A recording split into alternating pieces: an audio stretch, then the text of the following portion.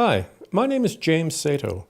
I'm the Vice President of Development Production for Diabolique Films, the CEO of HGB Entertainment Limited, and the producer of Herschel Gordon Lewis's Blood Mania, which you can see right now on Amazon Prime worldwide or Vimeo on demand. And to my right is... Hi, my name is Terry Sherwood. I'm a classic film fan. I write a blog called Stardust and Shadows. I've had opportunity to work with some of the classic film networks in the United States, including TCM. I'm a drummer in a band called 13 Strikes. We play horror rock. And I'm a huge reader of Famous Monsters of Filmland when it was actually a magazine and not the way it is today, which is slightly a bit different. Over to you, Jim. That's about all I can say right now. Well, we have a long history of doing this together. Yep. The first prize in this year's trivia contest is the only Roddenberry authorized 9-inch deluxe vibrator. As you can see, it's a Star Trek vibrator. And to go along with that, an 8x10 glossy of William Shatner.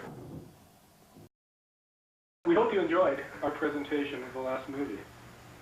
I did. I did, yeah. No, seriously, for all the people that are probably sitting in their rooms right now saying, what are these guys doing on my screen? I've got to get more beer. Well, you go right ahead, because we're going to be having Forbidden Planet. Thank you, Terry. Enjoy Forbidden Planet next. We did. Dr. McCoy, Uhura, and Scotty beam up to the Enterprise, but it's not the Enterprise. It is, in fact, a different Enterprise.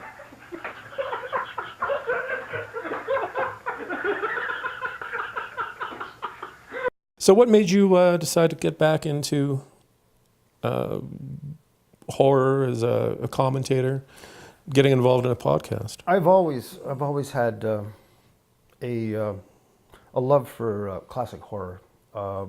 It comes through in my blog, Stardust and Shadows.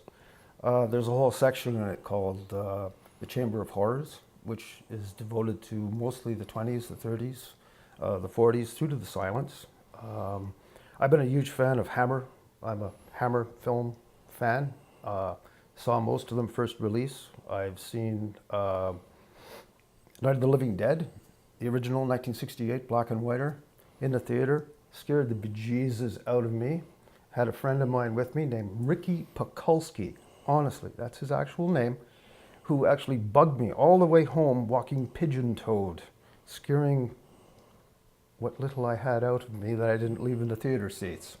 So horror has a place in my life, a place in my heart, even though it is still part of my classic film interest. And why, Jim, perhaps, have you decided to grace this stage with your presence?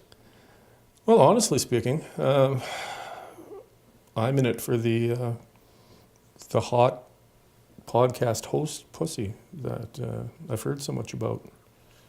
Actually, producer Patrick, can you cut us over to the live cam outside the studio?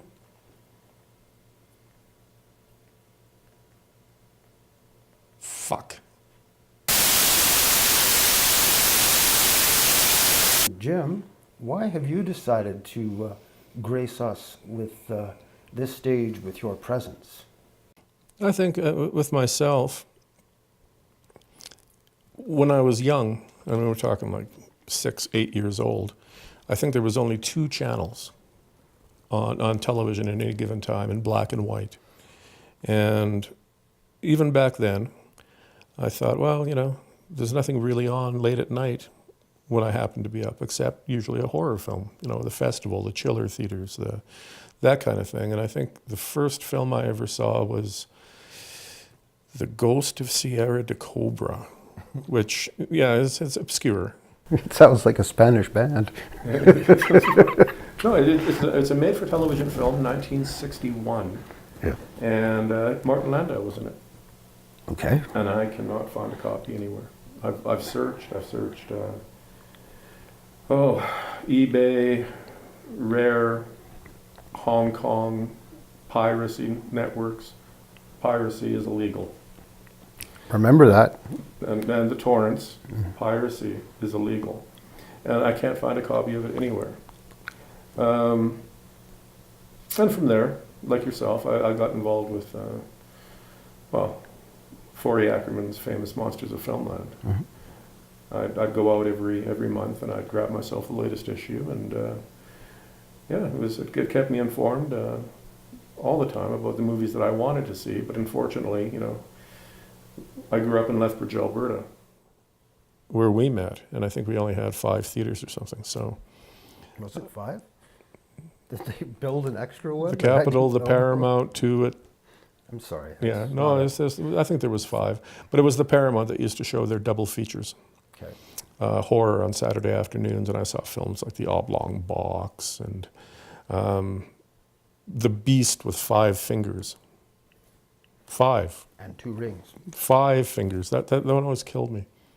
I have similar to that for the films that I watched when I was born in Ottawa, and they used to go to a place called the Rialto Theatre on Bank Street, and at the beginning it was 25 cents. You could see 4 films, and it would have a theme. You'd have westerns, 4 westerns, or you'd have 4 horror pictures, 4 science fiction pictures like The Human Duplicator, which I've wanted to see for years, and I still haven't seen it. I can't find it anywhere. That's another one of these mystery films. And I remember going there, and nobody would watch the film. Everybody'd be screaming back and forth. I'd be the only one sitting there watching the premature burial, and I didn't see The Oblong Box till actually a few years ago.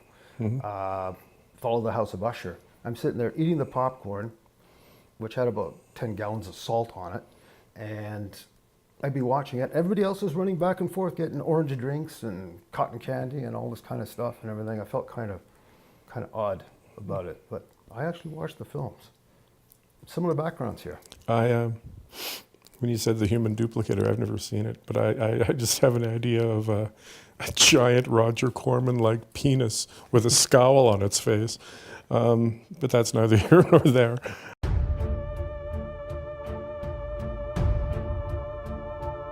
In 1963, he shocked and stunned audiences with his graphic and brutal portrayal of violence.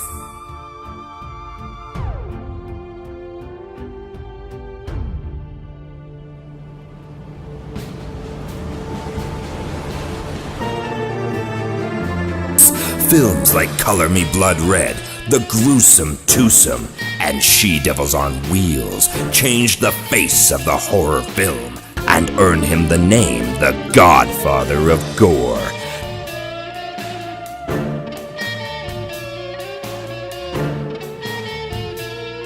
Now he returns with a sensational new horror anthology, Herschel Gordon Lewis's Blood Mania. Blood will flow.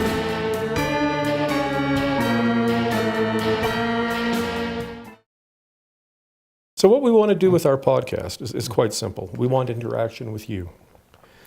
We want you to send in emails. As we go along, we'll add in chat rooms.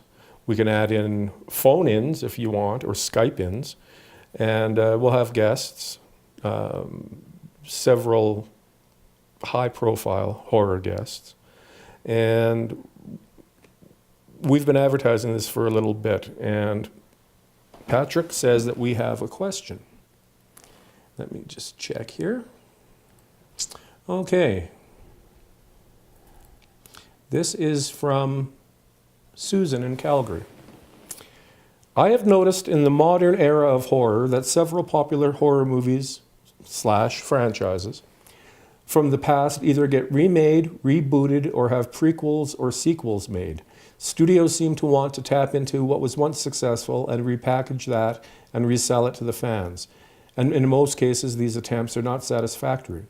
It would make sense if more independent and obscure films from my past that are only known by a cult following were remade, taking obscure, forgotten films that may have gone directly to video and remaking them to reach a larger audience and breathe new life into that film to re-energize the genre.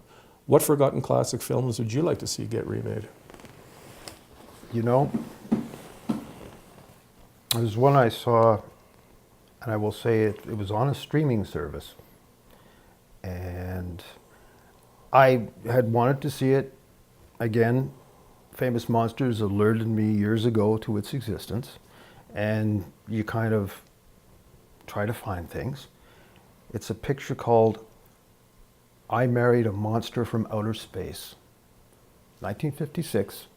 Starred Tom, I think, Tryon or something. Thomas Tryon? Yeah, Thomas Tryon. He wrote, ended up writing a book called The Others? Yeah, it's the same guy. He did Western stuff and everything afterwards. But this was 1956. It fused rock and roll. It fused the 1950s ideas of marriage and what it was like to the woman's role in marriage, the man's role in marriage. And that would be an interesting thing to do today, to see how that would be handled by a female director. Would be really cool to see. You know, you get the aspect of what marriage is like. You know, I lived with the monster from outer space, you know, as opposed to I had to marry him. Yeah, You know? yeah. I think that would be interesting. I was in a common law union with. Yeah. This, I know these are mostly, But would you contemporize it? yeah, absolutely. I think you could do some interesting things, an interesting look at marriage, at society, at the way people interrelate together. Wasn't there that book, Men Are From Mars? Women from Venus? Men from Venus? Yeah, I've And neve read it. Neither have I. But I'm researching a title. you have that. You have that aspect to it. I guess they used to lump these in terms of the horror pictures. One of my favorites was The Monolith Monsters, 1955. Essentially, cheesy special effects for that time with these giant cylindrical rocks that kept going straight up, dropping, and they were advancing on a town. And how they, for those who want to see it, it is available. I'm not going to tell you the ending, but it was a pretty cool ending to it. It involved seawater, not like Day of the Triffids, but very close. And I always thought the script was very literate for that time. But Monolith Monsters, I think, would be an interesting title to make. First of all, it's in the desert, which is kind of old school for the horror picture. It has, I guess you could say, interesting science to it. It's got the law. It's got the rational professor. It had actually some very, very interesting ways of looking at society in small town. And I think it'd be a really good remake. Like, make it in small town Alberta. Okay. Well, what I was looking up was a made-for-TV movie from the 60s with Lloyd Bridges and Angie Dickinson called The Love War. Okay. And it's not really horror as such. It is. It was considered horror. It's classified as horror. But it's more of a science fiction story about two people. There's an intergalactic battle that's going on for the Earth. And these two people fall in love, and as it ends up, she's a member of one of the warring races and he's one of the other. Without giving away any plot endings or anything like that, I think that could be remade quite easily. Yeah, why would we make any of this stuff in the first place? You know, Yeah. there's a thought. You know, Robert Redford said, for every remake is done, there's a project, original project waiting out there that doesn't get funding. And Well, it's do we have to get obsessed with remaking these things, remaking film? Hollywood has done it for years, mind you. They've had they're doing it now, but you're getting, when you remake a silent film into a talking film, into another talking film, which has been doing for years. Why are we doing this? Well, you know, it's the sad reality is it all comes down to money, and greed really enters into it because when you could shoot a film, I mean, like, what was the budget on Ben-Hur today? I mean, if you put it Which into our Ben-Hur? dollars, well, the The original. Navarro version was 1926 or Well, 1924. yes, but Cecil B. DeMille did that, Says- huh? yeah. Yeah. But I mean, you know, so as costs go up, Yeah. it just, you know, I mean, studios. If you look at a lot of the superhero films, you know, for the kind of budgets they need, they have 2 or 3 studios going in. So if it does tank, they each take less of a write down. So money dictates everything, and you can have a great idea, but again, do the millennials want to see it, which is a huge factor, and is it going to ultimately be profitable? They don't want to take a risk. So somebody puts on the Jason mask and they put on another killing spree. Or, you know, there's a new Chucky movie. And I don't, you know, it's not necessarily a bad thing if it's well done and it's a beloved killer. But as you say, there's probably scripts out there, and a lot of the best stuff is being produced by pro indie right now.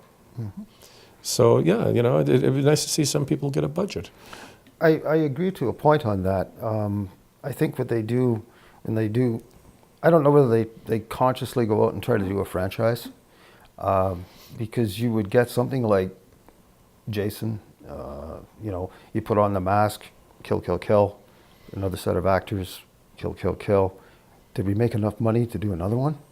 Oh, yes, we did. Do another one. Oh, did we make enough money to do number 10? No, we didn't. Let's go, yes, we do. We can sell them all together in a box set. Or they'll wait a sufficient amount of time and reimagine it. Yeah. Wasn't Jamie Lee Curtis making a return? Yes, there's another Halloween film coming out. And she's wearing the same 40th clothes? anniversary. She's wearing the same clothes? So I read somewhere she's wearing the same clothes. You know, like, well... Is it maybe the not- same Shatner mask? Maybe. It could be, you know. Pulled out of retirement? Yeah. But I just... Well, I don't know. It gets frustrating. I know they could become nostalgia shows for people that have seen the original. And, True. You know, so you want to go back and you want to relive. You know, you're buying back your childhood. You know, Okay, and well, Gus Van Sant remakes Psycho. shot for shot. Shot for shot, except him having a wank in the hotel bathroom. I didn't. Was it see necessary? I didn't see it. Sorry, I've only watched. I only watched the Hitchcock one. Well, I went back and I watched Psycho just the day before that I went to see the film in the theater. I rewatched Psycho for, I don't know, the 20th time. It was literally shot for shot, down to the license plate numbers on a vehicle being exactly the same, in the exact same shot. It was framed identical. Did Gus Van Sant walk across the screen like Mr. Hitchcock did? No. Actually, I didn't notice. Maybe he did. You know, maybe they CG'd in. There's another thing, CGing in, you know, the people, you know, and CGing in old Alfred walking when she's stopped at the stoplight, you know. So No, after a point, I just wish they would take a chance, a little bit more, and maybe look at original script, The Babadook. You know, whether you loved or hated the film, you know, it made money. I almost thought you said the Manitou. The Manitou. Manitou. I think there's like, you and I might be the only, and our beloved crew might be the only people that have actually seen the Manitou. I remember 2 scenes when the creature's coming out of the back of the person. Out of Karen Tandy's back. Yeah, Yep. at the back. And one with an unnamed actress floating, like with this weird expression on her Well, face. I didn't mind. Again, you got Michael Ansara as Yeah. singing rock, Yeah. and of course Tony Curtis. And strangely enough, a fellow that I've gotten to know through social media is Graham Masterton, who wrote the novel. And I was trying to re-option the Manitou. Yes, I was going to make a remake, but I figured it was time. And ultimately, with all respect to Mr. Masterton, I couldn't afford to buy the rights now. It is an exorbitant amount of money, as his barrister and solicitors told me. Oh, of course, yes. And I really wanted to remake it. I thought in Canada, I mean, you know, it would be a great story. Yeah. And you really wouldn't have, but then again, I started to speak to, I handed out the script to some Aboriginal Indigenous actors that I know. And the notes started to come in. Well, this is wrong, it has to be modernized, that's wrong. And I thought, well, you know, if you're going to actually go and change the story that much, you're going to go into production and development hell, because Mr. Masterton would want to make his revisions on the revisions that were made, and it's just a nightmare. So it may be that sometime down the road, it might happen. I don't know. But it's not, you know, on my books, because I think it's a story that, like you say, not many people have seen. And it's actually a very good story. I saw it on global television in Ontario, and I think it was late night. I've never seen it in color. I don't know why you, I think you were just saying that. I thought, Manitou? You want to talk about Manitou? You know, I think it's a cool film, taking a chance. Well, there we go. Tony Curtis's character, Harry Erskine, appears in, well, there's, I think, 5 Manitou novels now. I think the last one was The Blood of the Manitou. So Harry plays a recurring role, and he also is in a couple other novels about a demonic jinn, a genie. Oh. So Jinn. you could actually do a series, well, I mean, you could actually do a, I've got to be careful what I say here, because sure as hell somebody's going to be duped. Do a Harry Erskine television series, or a mini-series, where you tell the Manitou story.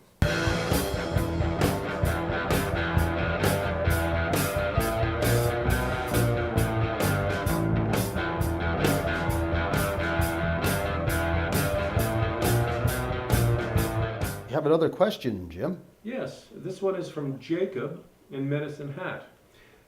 There seems to be a lot of comedic horror movies made in recent years. I feel that comedy has its place in horror, but the growing trend seems to be making comedies with some gore in them, with the emphasis being on the comedy, not the horror. What are your thoughts on this?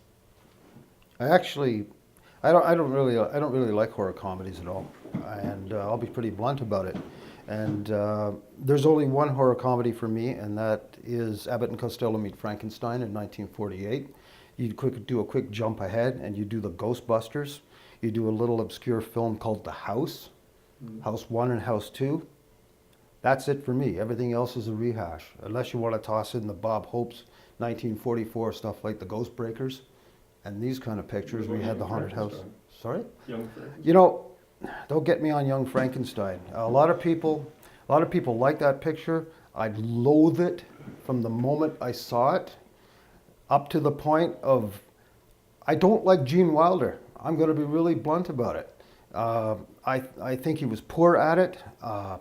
I think that when he's standing up there on the watchtower screaming, "It's alive, it's alive," I'm going, no. Get this guy off the screen. This is an embarrassment to the genre. It's an embarrassment to Gene Wilder. I know people like Mel Brooks, but just no. No, I will not watch that. And the short answer is no. So you liked it then? No. I didn't even like the opening credits. I'm sorry. And I do not like that picture. Okay. From my point of view, I guess I'm partially to blame, because I made a horror comedy, but it's exactly like Jacob says, making comedies with some gore in them. Herschel Gordon Lewis and I sat down and said, we want to make a modernized version of one of his films, but we wanted it to be entertaining. And if you're going to make it entertaining, it should contain satire and some comedic moments. so that you have a contrast. You can go from something heavily gory into something that'll make you laugh, and that's why I also chose an anthology. So there'd be the pacing. Now, he thought it would be all around entertainment, and I tended to agree. I mean, if you're going to go out and make a dark horror movie, yeah, make a dark horror movie. No. Myself personally, I don't want to make dark horror. I don't feel that it's something I want to be involved in at this point in my life. In terms of something along the lines of a film that is basically low budget, that is like a snuff film, or something along those lines, where it's just gore, gore, gore. Well, I mean, snuff film? guinea pig, an American guinea pig, and things like that. You know, it's not my cup of tea anymore. I used to enjoy things like the Vomit Gore trilogy and August Underground, but it loses its appeal after a while. And as a filmmaker, I have to look at it and say, well, okay, what you're doing is you're dealing with a subgenre of what is essentially a subgenre. And so, as Herschel always pointed out, it's called show business. It's a business. It's about money. At the end of the day, ultimately, that's what it's about. There's also a sidelight to that. There's nothing wrong in horror pictures. You have shock, shock, shock, light moment, because that way you make the shocks deeper. Mm-hmm. There's nothing wrong with that. I'm not adverse to that. But an out-and-out horror comedy, no, it don't work. Not since those pictures that I mentioned before, and unless somebody comes up with something really interesting, other than Young Frankenstein, I think it's pretty much dead.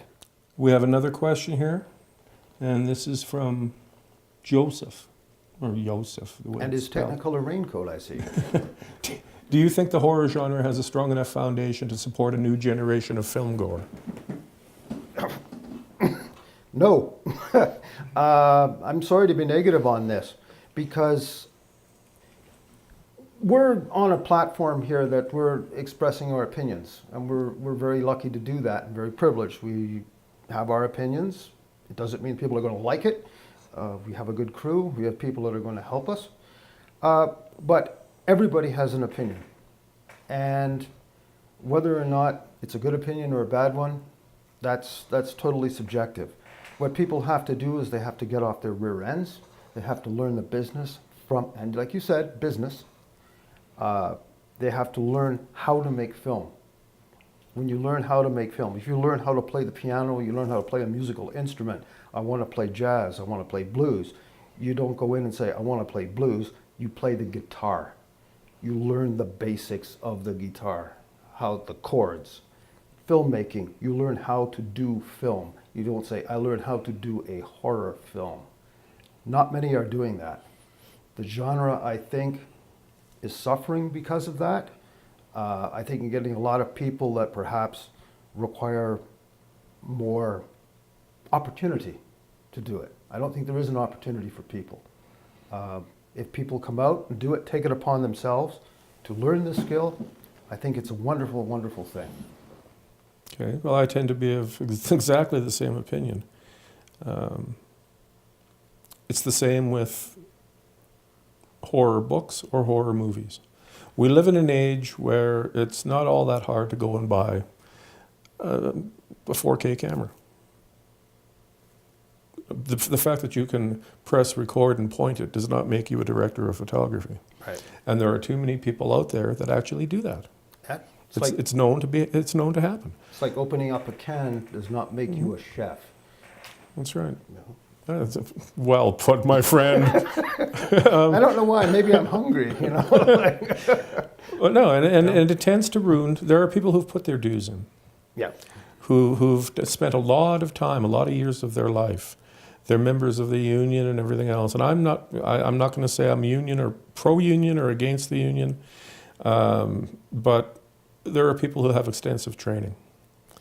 And the problem is, and I'll be frank about this, is as a zombie film reviewer, I could review literally 20 a month. And what are they made by? They're made by people who think that they can go and make a zombie film, and the zombie genre is one that is very, very prone to this, where it's not particularly hard to make zombie makeup, although when you watch the films you think it would be, in a lot of cases. But, so you have these films, and people will put them on YouTube, and they'll spend money to put them on DVD, and that sort of thing. So you have a glut. So if a person wants to watch a good zombie movie, and I'm not saying that all independent film is terrible, it's certainly not. There's some great independent and pro-indie films. But how do you get found if you're that filmmaker? When there's so many to choose from. And it's the same with in print. You know, because you knock off 75 pages of a novella and you put it on Amazon doesn't mean that you're an author. Right. You know, and that's the problem. So if you want to if you want to read a good horror novel, how do you find it amongst the thousands that are coming all the time? That's I agree on that point. The other point was, if you look at some of the so-called horror pictures of today, many of them haven't a friggin' clue about how to light, how to do atmospheric lighting, how to do the Gothic film. If you look at some of the Gothic pictures that are produced today, there are a few exceptions. One recent one was The Other. mm-hmm. That was Tom Cruise's wife. Was in Nicole that. Kidman. Yeah, with Kidman. At the Wonderful, time. shot in Welsh countryside, you know, with actual fog and things. People may not like the film, but it had a good feel to it. They don't shoot genre very well, I think, in it. You have, you know, film noir. You don't do film noir anymore. Who knows how to light black and white now? Very True. hard to do. Very hard to do artistically. You know, these are things that people learn in the B pictures and how take it upon themselves to learn skills. And Well- some of it gets lost. Well, this is one of the ones we could spend an entire hour on, but we have a question now. Another one. Yes, we do. Oh.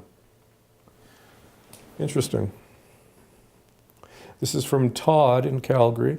Given the current state of politics and horror being a snapshot into each generation through the years, what age of horror are we living in now? God. What are we living in now? I get you. Late middle age.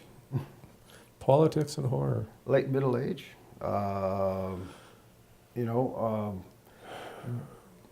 Horror has gone from a strictly storytelling tradition to a literary tradition to a stage tradition to a film tradition, exploded into internet, book, painting, music now, which is huge. There's a whole huge subgenre, rockabilly, psychobilly, that's out there that does all this thing. There's so many facets to it. Late middle age, I think. You know, is it spiraling down or spiraling up? It's hard to say. I would suggest that we're in a holding pattern right now. We're looking for the next big thing that somebody's going to grab onto. But I get out of the question there about trying to combine the politics and the horror. Basically, the politics of today contain a lot of horror in them, because politicians today in North America and in Europe, not so much the Asian countries, I think the political climate right now is about divisiveness and fear through mainstream media, through everything else. It's fear, fear, fear. You know, there's a conflict in the United States right now, you know, with North Korea. Well, when you hear on our news, what would happen if a bomb exploded over Calgary? Well, it's pandering to fear all the time, which I don't think is particularly, well, it's certainly not helpful on a basic human level,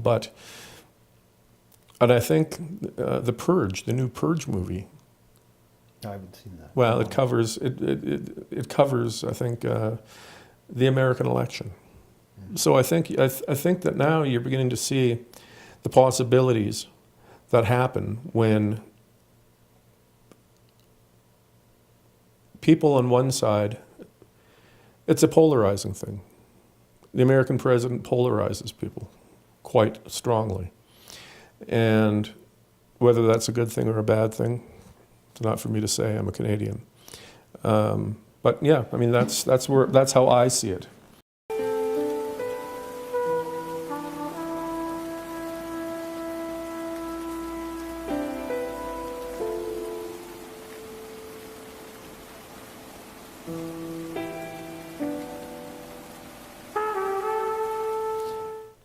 And one final question for the day. Okay. All right. This is from Catherine. Are old school special effects a dying art? With CGI so prevalent, not too many movies are being made using old special effects techniques. What are your thoughts regarding overusage of CGI in modern horror movies? Ray Harryhausen, who is, I know and remember, doing, and Willis O'Brien doing King Kong, moving the little figures around. Jason and the Argonauts. Long gone. Jason and the Argonauts. They're still textbook for animators. I understand, but all that can be 2 months' work can be done within, a day on a computer. I think it's been documented. CGI takes over a film. You have many people that don't even follow a story that will sit there and stare at, oh, that was wonderful, or that was fake. I always go, that was fake.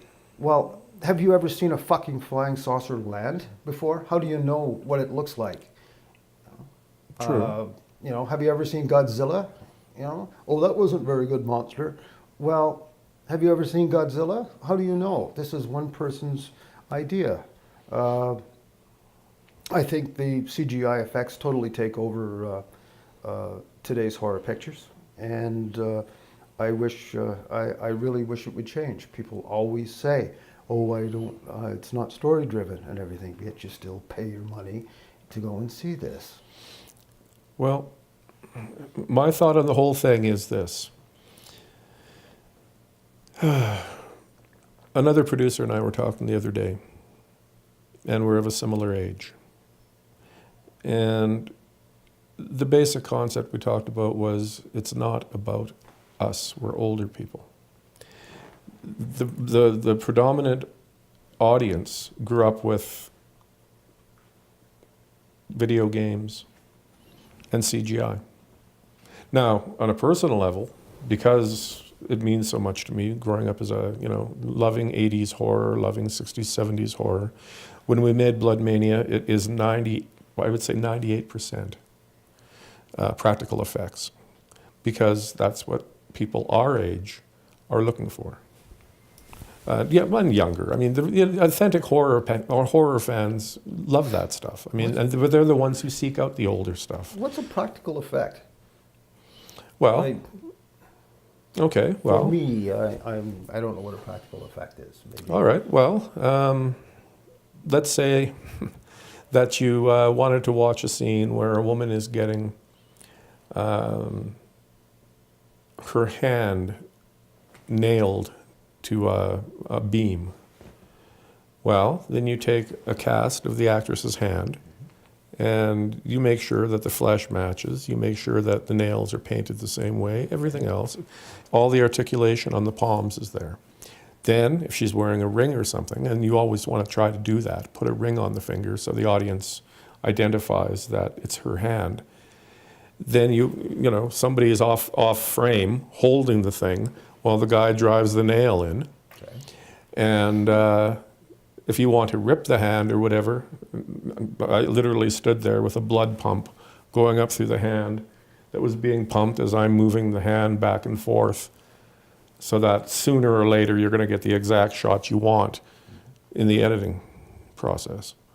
And that's basically how a practical effect works. When we actually recreated the scene from Scanners, where a shotgun was used to blow a head apart. Well, in homage to that, we took a cast of the actor's head, put it against a green screen, and took a shotgun to it. You didn't. I'm going to suck your brain dry. No. But you know, and so that's a practical effect. I mean, could you do it with CGI? Yes, you could, effortlessly. The only CGI we used was with bullets.